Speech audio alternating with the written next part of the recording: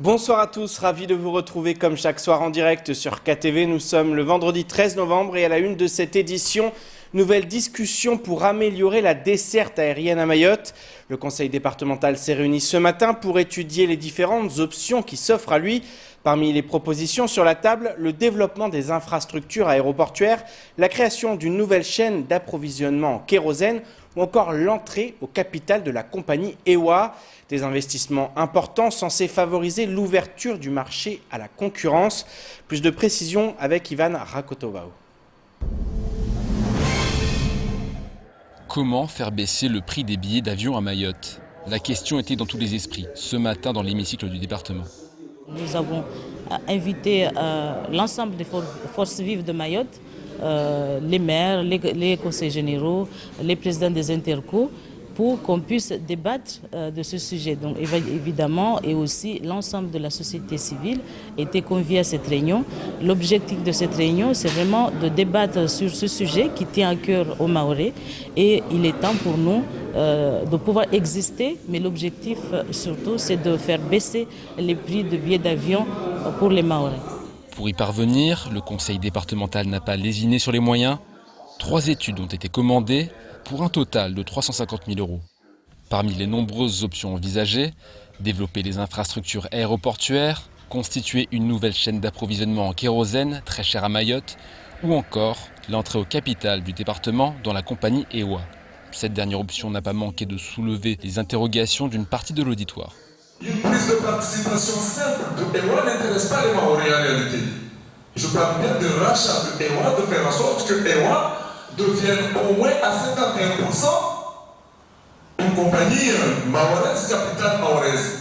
Qu'est-ce que ça coûterait aux Mahorais de faire de EWA une compagnie mahoraise à part entière? Et je dis bien, s'il faudrait racheter EWA. Voilà, et là aussi, ce qui est l'échéance. Parce qu'on ne peut pas prendre des décisions sans des chiffrages assez concrets. Si le département fait le choix d'EWA, il pourrait investir 6,5 millions d'euros d'ici 2025, une mesure considérée nécessaire par plusieurs élus pour favoriser la concurrence. Les questions, on les comprend. Hein. Moi, je les comprends parce que ça fait très longtemps que les Mahorais attendent donc cette possibilité d'avoir, de mettre en place en tout cas une concurrence. L'idée, c'est de baisser, en tout cas, pouvoir baisser le prix de l'aérien. Donc sans cette concurrence-là, donc c'est sûr, donc le monopole qui existe actuellement, les prix ne baisseront pas. Si le Conseil dit n'écarter aucune option, il se donne 1 an pour arrêter sa décision. Et politique dans votre 19h, il y a quelques jours, le sénateur Tani dressait le bilan de son année parlementaire.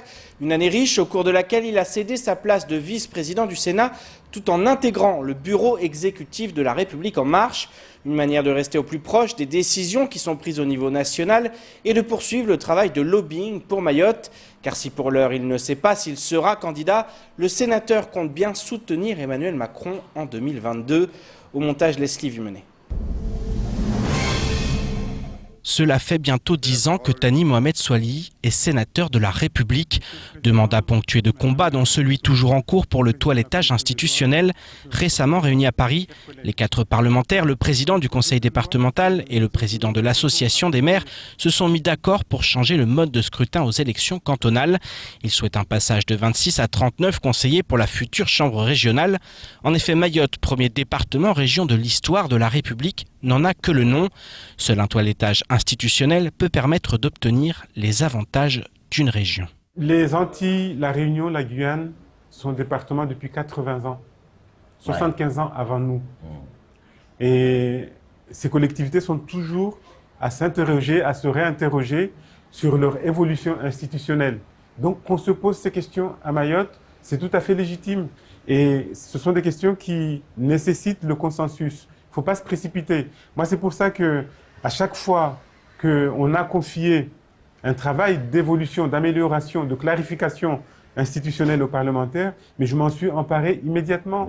Mais je n'ai jamais considéré que c'était mon affaire personnelle, et c'est pour ça que quand il y a eu des échecs, des demi-échecs, sur le coup, il y a de la déception, mais je ne prends pas ça pour moi. C'est pour les Mahoraises et les Mahorais, c'est pour les générations futures. Nous sommes en train de préparer cette collectivité pour les générations futures. Donc il ne faut pas en faire une affaire personnelle.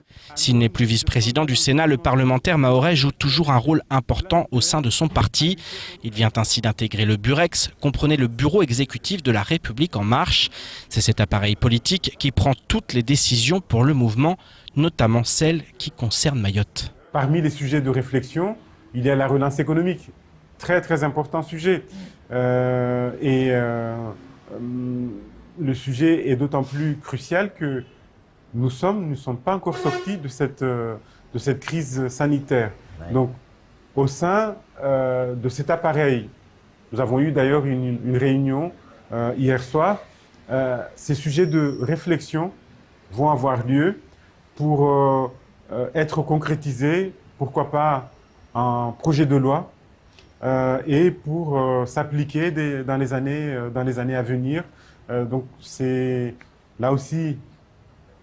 Il faut venir à Kwezi pour qu'on entende parler de ces bonnes nouvelles. Parce que c'est une bonne nouvelle, pas simplement pour moi, mais pour Mayotte, parce que, encore une fois, un enfant de ce pays, de cette île, fait partie de ces organes de décision. Soutien d'Emmanuel Macron s'il se porte candidat aux prochaines présidentielles. Le sénateur ne sait pas encore de quoi son avenir politique sera fait. Pour l'heure, il se dit encore prêt à se battre pour résoudre les nombreuses problématiques auxquelles l'île fait face. Si j'avais estimé un seul instant que c'était foutu, il n'y a plus d'espoir, j'aurais là aussi arrêté.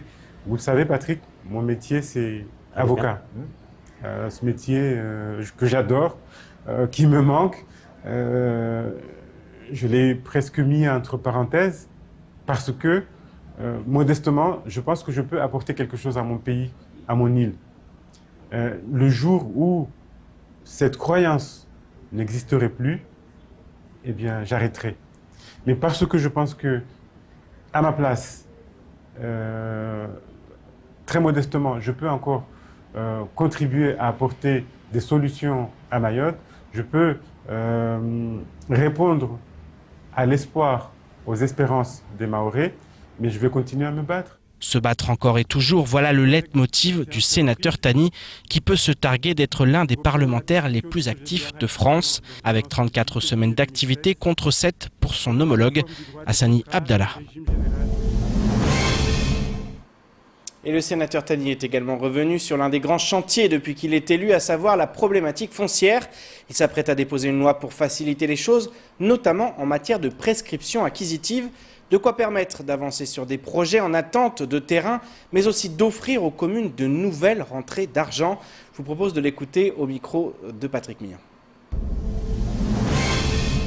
30% seulement des parcelles de terre de Mayotte sont assujetties à l'impôt. 30%. Ça veut dire que clairement, il y en a 70 qui ne payent pas d'impôt. Voilà. 70%. L'impôt foncier. Ouais. Et nous nous plaignons, à raison, de problèmes de financement des communes.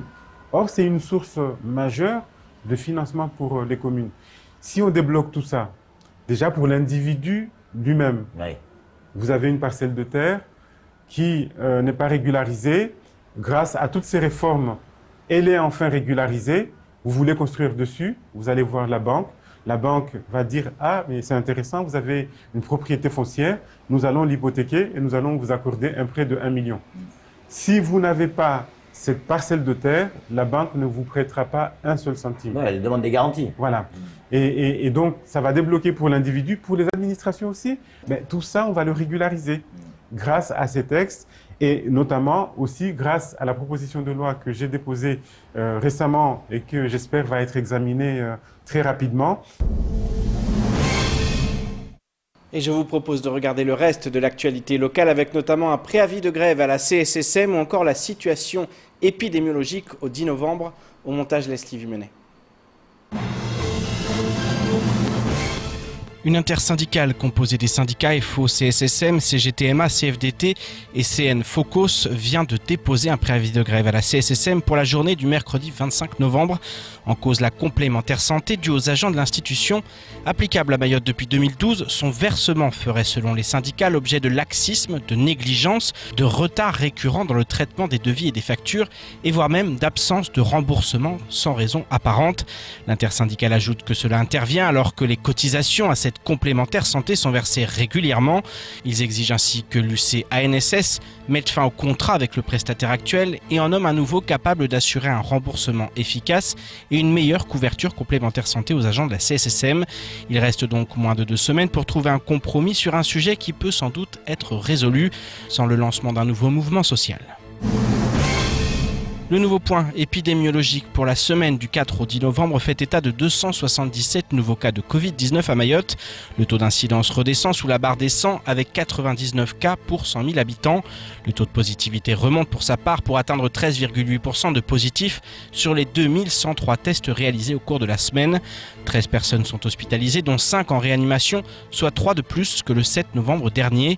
10 clusters sont toujours actifs sur le territoire. Face à la recrudescence des cas ces dernières semaines, l'ARS encourage donc les habitants de Mayotte, jeunes et moins jeunes, à respecter les gestes qui sauvent. Cela passe par se laver souvent les mains à l'eau et au savon, respecter une distance d'1 mètre et porter le masque.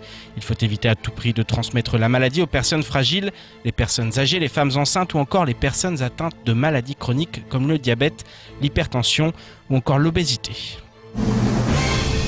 Une chercheuse de l'Université de Bretagne occidentale, Fanny Kerninon, était dans les eaux du parc naturel marin de Mayotte ces derniers jours. Elle compte acquérir des données destinées au suivi et à l'évaluation de l'état de santé des herbiers marins au regard des pressions humaines et climatiques. Ces résultats alimenteront une thèse sur les herbiers à l'échelle de l'océan Indien et fourniront des informations pour les gestionnaires du parc naturel marin. Pour rappel, les herbiers marins sont composés de plantes à fleurs qui présentent une sensibilité face aux variations environnementales et humaines. À Mayotte, ils jouent un rôle majeur dans l'alimentation des tortues marines et des dugongs, espèces emblématiques et menacées. L'objectif de la thèse est donc d'étudier le lien entre l'état de santé des herbiers et les pressions. Bien que les données sur les herbiers aient été collectées ponctuellement depuis la création du parc, la tendance générale indique une dégradation de cet habitat. Sur certaines stations de suivi, des herbiers ont même totalement disparu. Un mot d'agriculture dans votre 19h. Ce matin, un café presse était organisé par la direction de l'alimentation, de l'agriculture et de la forêt de Mayotte. En effet, l'institution lance le recensement agricole 2020. L'occasion d'y voir plus clair sur les réalités locales en matière d'agriculture et d'adapter les politiques publiques en conséquence. Écoutons plutôt le chef du service statistique à la DAF au micro de Mathieu Janvier. Deux particularités, je dirais. Une particularité sur les modalités de collecte et une particularité sur son contenu. Il y a 10 ans, le jardin mahorais avait été comptabilisé comme une entité, c'est-à-dire qu'on considérait le jardin mahorais. Cette année, on s'est attaché, on a défendu auprès du national une particularité dans les DOM d'analyse fine du jardin mahorais. C'est-à-dire qu'on va essayer de détailler ce que contient ce jardin mahorais.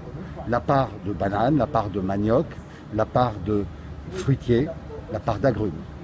On aura donc un détail très intéressant qu'on n'avait pas il y a 10 ans. Ça, c'est sur le contenu. Sur les modalités de collecte, on a beaucoup, comme vous le savez, d'agriculteurs qui ont des coordonnées médiatiques, adresses, téléphones, qui sont très volatiles.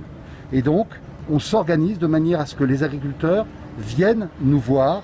Nous pouvons en contacter bien évidemment directement certains, mais surtout qu'ils viennent nous voir au sein de permanences tournantes dans les 17 communes du département. Et les chiffres de l'année 2020 sont tombés concernant le nombre de demandeurs d'emploi à Mayotte. S'ils étaient 14 000 enregistrés par Pôle emploi l'année dernière, ils sont 12 000 cette année. Une baisse qui peut étonner au vu de la situation économique actuelle, mais qui trouve sa source dans les spécificités du territoire.